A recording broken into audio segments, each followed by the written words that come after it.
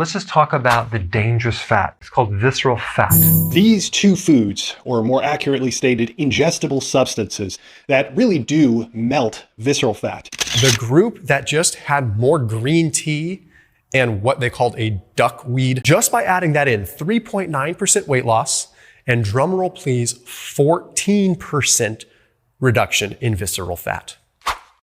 If a person continues to consume too many carbs too frequently, you're going to overload the blood and it has to go somewhere. So that sugar is then converted to visceral fat. So this is fat around the organs, inside the abdomen, because it has no place to go. So it's kind of a spillover fat.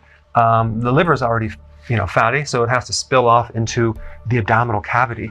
So you have all this visceral fat. So this is really a storage facility of the excess energy that's coming in the body right here that your body can't do anything with. So it dumps it into some storage, around the organs. So it's trying to protect you. And it is true that visceral fat then gives off certain things that create more inflammation. That's true.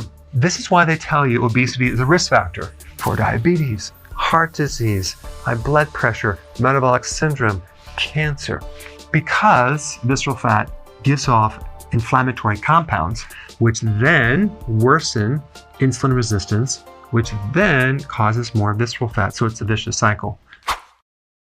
Example, looking at total polyphenol count in the blood of participants, we see the amount of visceral fat loss on the horizontal axis, and we see 3 different levels of blood polyphenols in ascending order. So the greater one's polyphenol levels are, the greater the association to visceral fat loss relative to low polyphenol levels. Polyphenols are naturally occurring molecules found in plants that are believed to play a role in protecting the body through antioxidant abilities, anti-inflammatory abilities, and more. Let's look at some other associations, like here. Here we see that less red meat consumption up top is linked to greater reductions in visceral fat than less red meat. Or if we look at one of the main ingredients, Mankai consumption, which is the duckweed, i.e. Wolffia globosa, there's an association with reduced visceral fat with greater Mankai consumption. The healthy diet guideline group, the group that just went on a healthy diet, they didn't lose any weight, okay? But they ended up losing 4.2% of their visceral fat. This is what's kind of interesting, is their weight didn't change at all, but they lost fat in the visceral fat region. That in and of itself is actually interesting. Just by adopting healthier lifestyle practices, they got better. Okay, the regular Mediterranean group, they saw pretty decent effects. They saw a 2.7% weight loss. And then in addition to that, they saw a 6% reduction in visceral fat. That's pretty darn awesome.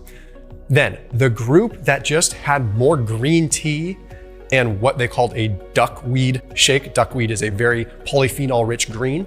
So they just added like a shake with duckweed and 2 to 4 cups of green tea per day. Just by adding that in, 3.9% weight loss, and drumroll please, 14% reduction in visceral fat.